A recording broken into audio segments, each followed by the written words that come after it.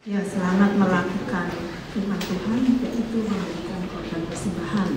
Saya percaya Tuhan akan memberkati kalian. Amin.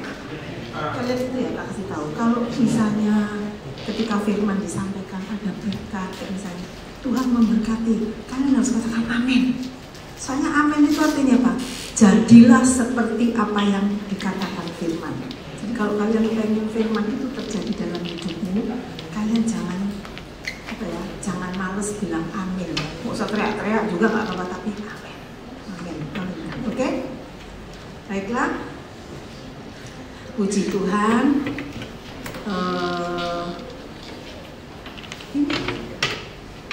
Ini ibadah terakhir ya tahun ini. Apa masih ada?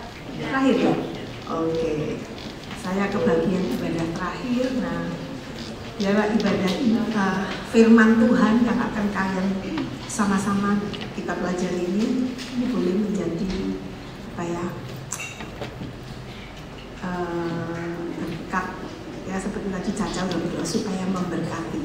Oke, nah tema dari ayat firman Tuhan yang akan saya sampaikan hari ini itu Yehova Rafa. Kalian sering dengar gak sih Yehova Rafa gitu kan? Nah, siang ini mungkin kalian tahu Yehova Rafa itu artinya Allah yang menyembuhkan. Tapi kok sampai dibilang kayak gitu? Terus gimana caranya supaya itu bisa terjadi? Kalian harus mendengarkan ini. Jadi Yehova Rafa itu adalah salah satu dari nama-nama Allah. Ada Yehova Rafa, Yehova Yireh, Yehova Shalom, ada El Shaddai, ada macam-macam. Nah, hari ini kita akan belajar tentang Yehova Rafa. Nama-namanya Allah itu menunjukkan siapa Allah itu. Sebetulnya di balik sebuah nama itu ada arti.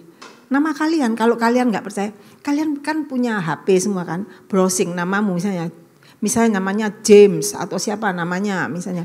Kalian lihat apa sih arti nama ini? Setiap nama itu ada arti. Jadi ini juga nama-nama Allah itu menunjukkan siapa dirinya. Nah, hari ini kita belajar tentang nama Allah yaitu Yehova Rafa. Kapan nama ini pertama kali ditulis di Alkitab? Baca yuk kita Keluaran 15 ayat 26. Keluaran 15 ayat 26 ya. Oh, itu udah ada ya. Oke.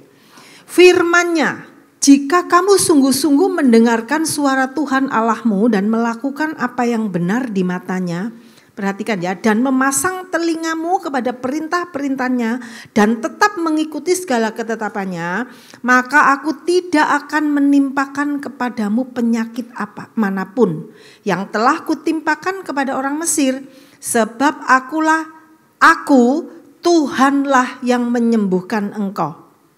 Ya, jadi di hadapan bangsa Israel, Tuhan itu menyatakan dirinya dengan kata ini, aku Tuhanlah yang menyembuhkan engkau. Kata Tuhanlah yang menyembuhkan ini kalau kalian baca di kitab bahasa Ibrani Yehova Rafa. Aku Yehova Rafa. Ya. Nah, kalau kita lihat ayat ini disampaikan oleh Allah ketika bangsa Israel keluar dari Mesir. Jadi saat itu ketika bangsa Israel dibebaskan oleh Allah dari Mesir, ya tahu kan ceritanya kalian ya, yang keluar rame-rame itu loh. Setelah melewati 10 tulah, jadi saat keluar Tuhan itu memberi bekal kepada mereka yaitu sebuah janji. Janji apa? Di sini kita lihat aku tidak akan menimpakan penyakit manapun sebab aku Tuhan yang menyembuhkan. Jadi ada janji yang akan menyertai mereka selama mereka berjalan di padang gurun. Nah, di situ dikatakan Tuhanlah yang menyembuhkan yaitu Yehova Rafa. Artinya apa Tuhan menyembuhkan? Jadi maksud dari Yehova Rafa ini adalah memperbaiki. Orang itu kalau sakit itu ada selnya yang rusak. Orang cancer, orang apa. Pokoknya orang sakit jantung, ya jantungnya rusak gitu kan. Nah ini sama Tuhan diperbaiki. Jadi Yehova Rafa itu memperbaiki atau menambal. Segala sesuatu baju kalian kalau bolong, aduh bajuku rusak loh kenapa bolong gitu kan. Nah Yehova Rafa itu ditambal artinya. Kemudian apa lagi? Menyembuhkan. Ini jelas ya. Terus mereparasi. Kalau ada mobil atau motor rusak nggak jalan, direparasi. Demikian juga orang kalau jantungnya bermasalah, pencernaannya bermasalah, ginjalnya bermasalah sama Tuhan direparasi, jadi sembuh, ya kan? Mobil habis direparasi jadi sembuh. Nah itu arti dari Yehovah Rafa. Dan luar biasa lagi, Yehovah Rafa artinya menjadikan kalian menjadi utuh lagi. Ya. Nah, jadi di sini ketika Tuhan bilang, aku Tuhanlah yang menyembuhkan engkau, itu seperti Tuhan itu ngomong, anak-anakku, aku Tuhan adalah Allah doktermu. Nah, kalau orang sakit kan ke dokter. Atau aku tabibmu. Tuhan seperti ngomong gini, anak-anakku, kalau kamu sakit, aku ini loh punya obatnya yang paling manjur. Yang bisa menyembuhkan kamu. Menyembuhkan luka-lukamu. Sakit itu gak cuma sakit fisik. Gak cuma luka, sakit jantung, sakit kanker. Sakit hati itu juga ada loh. Dan itu Tuhan menyembuhkan. Jadi kalau kalian di sini punya sakit hati, datang sama Tuhan. Yehovah Rafa akan menyembuhkan kalian. Mungkin kalian diejek sama temenmu, mungkin pokoknya apa segala sesuatu yang membuat kalian sakit hati. Jangan mbok pendem ya Rek ya. Jangan Dek ya. Jangan dipendem. Datang sama Tuhan, Yehovah Rafa, dia akan menyembuhkan. Kenapa kok Tuhan nyembuh? Karena memang sifatnya Allah itu suka banget melihat orang sembuh. Tuhan suka melihat orang sehat. Beda sama manusia. Manusia tuh kadang-kadang senang nyakitin, ya kan? Siapa di sini pernah disakitin sama temannya? Pasti ada. Itu manusia. Tuhan nggak pernah menyakiti kita. Nggak pernah menyakiti hati kita, nggak pernah. Karena Tuhan adalah Allah yang menyembuhkan. Dan kalau kalian baca tadi, firman-Nya, jika kamu sungguh-sungguh mendengarkan suara Tuhan, melakukan apa yang benar, memasang telingamu pada perintah-Nya dan ikut segala ketetapan-Nya, maka Tuhan tidak akan menimpakan sakit. Berarti kesembuhan, pemulihan yang dijanjikan oleh Tuhan itu bisa terjadi kalau kita taat sama Tuhan. Ya, ini janjinya Tuhan. Kalau kamu lakukan, kalau kamu dengarkan firman, kalau kamu perhatikan perkataanku, kata Tuhan, kamu akan sembuh.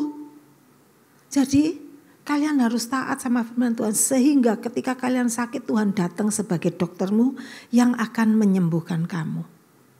Nah, supaya kita bisa mengerti tentang Yehovah Rafa, kita harus tahu siapa sang Yehovah Rafa ini. Dia adalah Allah yang menyembuhkan. Jadi yang pertama, Allah itu adalah seorang penyembuh, bukan melukai. Tapi dia selalu mendatangkan kesembuhan. Dia selalu suka menyembuhkan orang. Keluaran 23 ayat 25. Ini lebih jelas lagi. Keluaran 23 ayat 25. Tetapi kamu harus apa? Ayo baca itu, ada toh?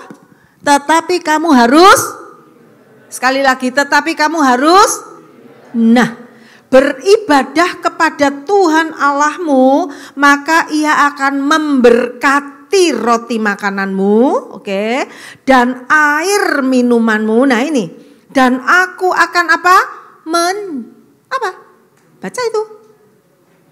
Loh, lihat tos itu Rek. Kamu kalau nggak bawa Alkitab, lihat ini loh, udah ada Alkitab gede. Mana? Itu di situ. Dan aku akan apa? Menjauhkan penyakit dari tengah-tengahmu. Lihat ini. Tuhan tuh senang anaknya itu sembuh, sehat. Nah, kata beribadah ini artinya selalu terhubung dengan Allah secara terus-menerus. Gak boleh bolong-bolong. Kalian harus terhubung dengan Allah itu terus, setiap saat. Loh ya gimana Tena lah kalau aku sekolah, terus gimana kalau aku mandi? Gak apa-apa, Saat kalian mandi kalian nyanyi, terima kasih Tuhan sambil nyanyi. Kalian sedang terhubung. Bersyukur ya, bersyukur kita itu punya Tuhan yang nggak punya syarat. Kalau kamu mau ketemu aku, kamu harus masuk di dalam satu ruangan, posisinya harus gini, kata-katanya harus gini. Enggak. Setiap saat kalian bisa menghubungi Tuhan.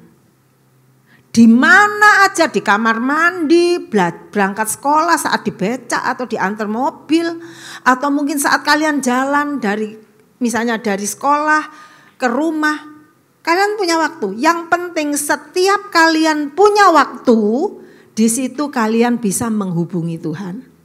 Caranya apa? Haleluya, terima kasih Tuhan Yesus. Dalam hati gak apa-apa.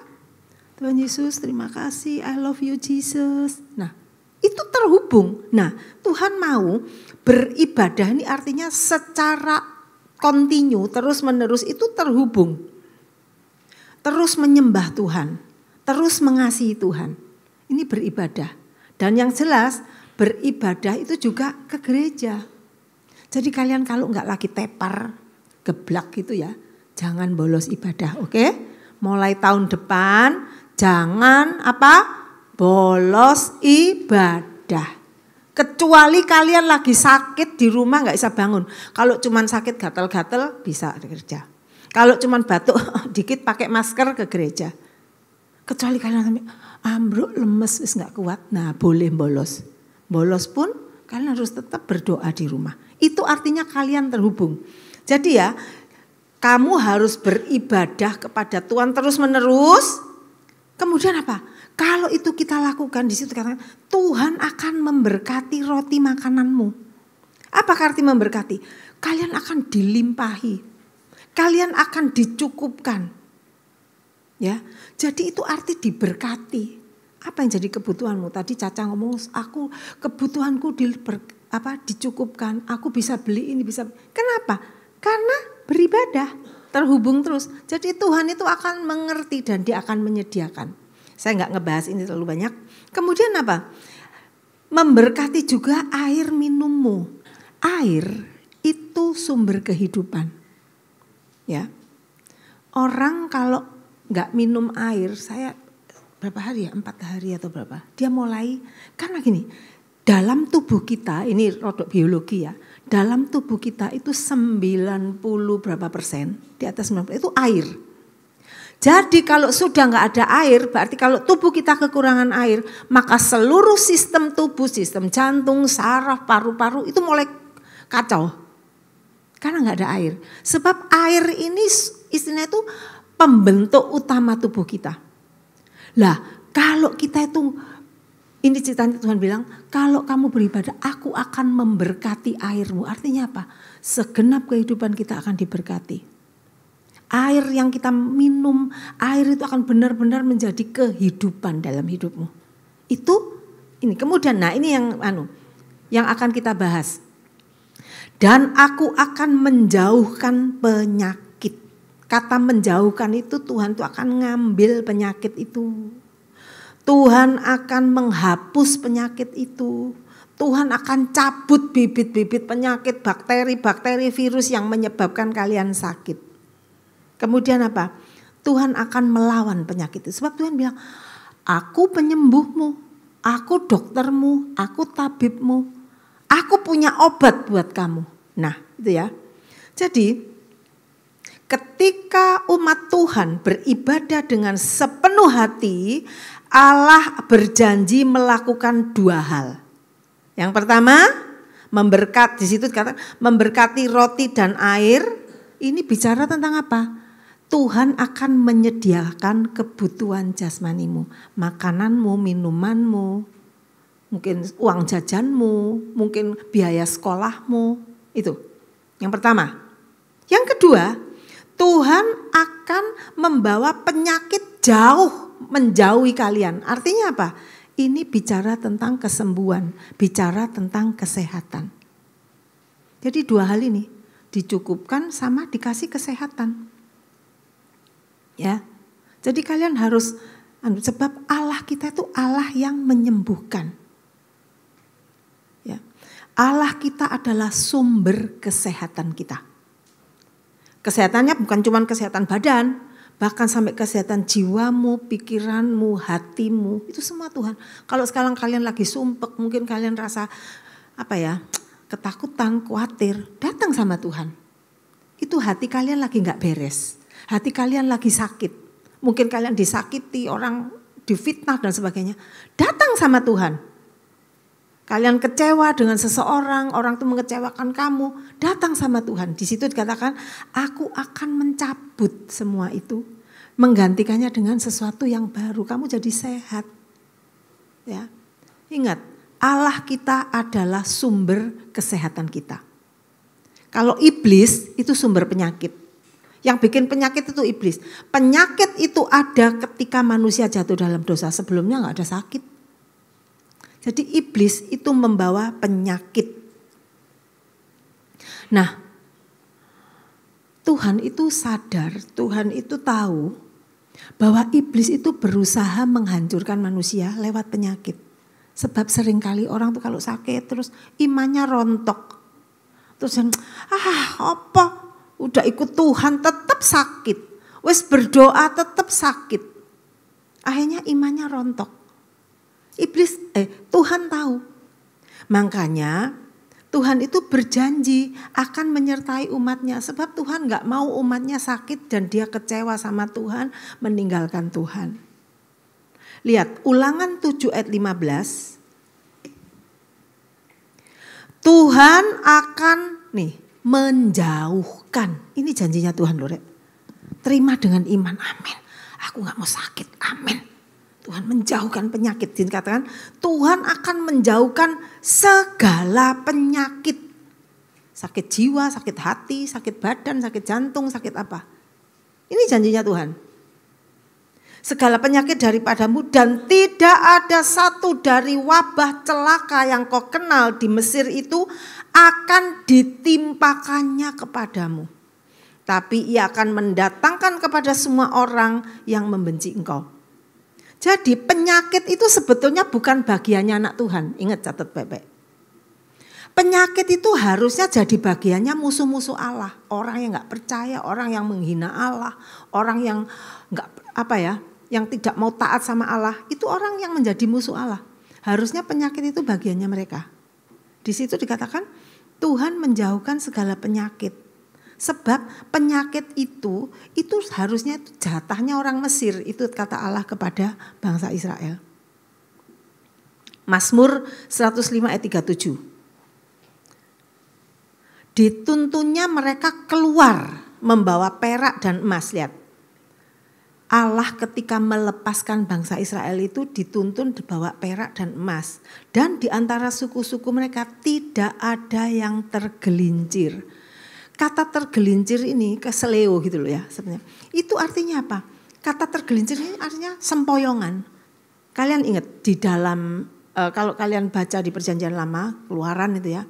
Bangsa Israel itu kan jalan menuju ke Kanaan itu kan jalan selama 40 tahun. Dikatakan sandalnya mereka tuh loh enggak rusak. Di sini kalian kalau beli sepatu berapa lama? Coba sepatumu tahan berapa lama nih mbok pakai tiap hari? Setahun? Paling setahun paling lama kalau dipakai tiap hari. Padahal kalian kan gak pakai tiap hari. Kadang copot sandal, tidur kan gak sepatuan. Siapa tidur sepatuan? Gak toh? Itu loh setahun tok. Paling kalau dipakai tiap hari. Lah bangsa Israel itu 40 tahun tuh tiap hari jalan loh rek. Dikatakan kasut mereka gak rusak. Mereka gak keseleo. Orang kalau namanya jalan kadang kan keblowok atau apa kayak gitu. Bangsa Israel itu enggak. Kenapa? Allah berjanji menyertai mereka. Dikatakan tidak ada yang tergelincir. Enggak ada yang pergelangannya lemah, keseleo dan sebagainya. Enggak ada. Mereka tetap jalan. Saya tuh bayangin ya apa ya? Pagi, siang, malam jalan atau soalnya kalau jalan terus, kalau harus berhenti kan harus bikin kemah tidur. Mereka hanya sewaktu-waktu bikin kemah. Mungkin mereka di situ terus mereka masak, terus mereka mungkin cuci baju kalau dekat sungai dan sebagainya mungkin ya. Tapi mereka itu jalan terus. Sepanjang hari, sepanjang tahun jalan. Mereka enggak kepelecok, enggak tergelincir. Kenapa? Karena Allah menyertai mereka. Kenapa? Karena Allah mengasihi mereka. Jadi ketika umat Allah meninggalkan Mesir, mereka itu pergi dengan kemakmuran. Makmur mereka. Kan waktu keluar, bangsa Israel itu disangoni tetangganya apa aja. Baju indah-indah, emas, perak, perhiasan, anting-anting. Orang Mesir wis kadung, aduh ini bangsa Israel terus ada di tengah-tengah kita. Mati kita semua ini. Jadi wes kamu pergi wes tak kasih semua wes nang pergi. Mereka kau diusir wes nang pergi. Jadi mereka makmur suoge padahal itu tadinya budak loh. Kali itu mereka keluar bawa emas, perhiasan, baju indah-indah. Wah, mereka bersuka cita, makmur pokoknya mereka. Dan mereka pergi dengan kesehatan yang prima. Kenapa? Karena Tuhan janji, aku gak akan menimpakan penyakit. Jadi waduh, paling happy banget. Wis banyak duit, sehat. Ya toh? Itu kan yang dicari oleh orang. Nek iso kaya, sehat. Udah itu, karena yang dicari orang dunia kan seperti itu. Jadi kita di sini ambil kesimpulan, Tuhan itu senang memberikan tubuh yang sehat buat kita. Kenapa? Sebab dengan tubuh sehat, kita bisa melayani Tuhan. Sehingga dengan tubuh sehat kita bisa bersaksi. Dengan tubuh sehat kita bisa memuji Tuhan. Ya, jadi kita lihat, tapi ingat, Tuhan memang kasih kesehatan. Tapi kalian juga harus jaga kesehatan. Nah, ini. Ya memang Yehova Rafa, tapi Tuhan ya enggak mau kalian wes sembarang, aku mau amburadul hidupku sembarang. Yang penting kan Tuhan sudah menyembuhkan. Enggak bisa gitu juga. Tuhan juga mau kalian jaga tubuh kalian. Karena tubuhmu adalah bait Allah. Dengan tubuh yang sehat kamu bisa melayani Tuhan. Ya, dengan tubuh yang sehat kalian bisa memuji Tuhan. Jadi sekarang kita mau lihat. Apa yang Yesus lakukan saat dia di dunia. Kisah Rasul 10 ayat 38 di situ dikatakan yaitu tentang Yesus dari Nazaret. Nah, ini sekarang kita masuk ke perjanjian baru. Kan tadi lama bangsa Israel. Nah, sekarang apa yang terjadi di zaman Yesus? Bagaimana Allah mengurapi dia dengan Roh Kudus dan kuat kuasa dia yang berjalan berkeliling sambil berbuat baik dan apa? Menyembuhkan semua orang yang dikuasai iblis. Sebab Allah menyertai dia. Jadi kita lihat. Yesus waktu di dunia, kita tahu Yesus adalah Allah. Yesus itu Yehova Rafa. Makanya dia mulai menunjukkan ke orang-orang. Langsung kalau Allah kan sembuh-sembuh. Tapi kalau Yesus itu langsung jamah mata orang, buta langsung melek. Langsung didemonstrasikan secara nyata di depan orang. Yesus menyembuhkan semua orang. Matius 9 ayat 35. Demikianlah Yesus berkeliling ke semua kota dan desa. Ia mengajar dalam rumah ibadah dan memberitakan Injil kerajaan surga. Serta melenyapkan segala penyakit dan kelemahan. Yesus menyembuhkan semua orang. Yesus menyembuhkan segala macam penyakit. Nah masalahnya kenapa ada orang wis sembahyang kok gak sembuh? Kuncinya rahasianya cuma satu. Orang akan sembuh kalau dia percaya Yehova Rafa menyembuhkan. Kadang orang itu ragu, aduh iya enggak ya, imannya mulai goyah. Sehingga ketidakpercayaan itu membuat orang itu enggak sembuh. Makanya kalian harus percaya Allah Yehova Rafa itu mengikat perjanjian dengan kalian untuk menyembuhkan kalian. Amin. Nah, apakah Yesus berubah? Enggak. Dari dulu, sekarang, selamanya dia tidak berubah. Kalau zaman Mesir, bangsa Israel dia menyembuhkan, zaman Yesus dia menyembuhkan, zaman sekarang dia juga menyembuhkan. Firman Tuhan berkata dalam Ibrani 13 ayat 8, Yesus Kristus tetap sama. Baik kemarin maupun hari ini dan sampai selama-lamanya. Jadi kuasa Yehova Rafa janji bahwa Allah menyertai perjalanan hidupmu itu dari zaman Israel sampai keluar dari Mesir sampai sekarang itu sama. Kuasanya sama. Kalian punya hak untuk menikmati itu. Pakai hakmu sebagai anak. Pakai. Tuhan, kalau kalian sakit ya, Tuhan, aku nih anakmu, aku punya hak untuk menikmati kesembuhan dari Yehova Rafa. Dalam nama Yesus aku sembuh. Kalian harus pakai kayak gitu, Rek. Jangan cuman oh iya sih, tapi terus kalian nggak percaya, jangan. Itu ya. Nah, jadi siapa Allah? Allah adalah penyembuh. Terus kemudian yang kedua, siapa? Kenyataan yang kedua, Yesus mati bukan hanya untuk menyelamatkan kita, tapi juga untuk menyembuhkan tubuh jasmani kita. Yesaya 53 ayat 4 sampai 5. Tetapi sesungguhnya penyakit, nah ini coba. Penyakit kitalah yang ditanggungnya dan kesengsaraan kita yang dipikulnya.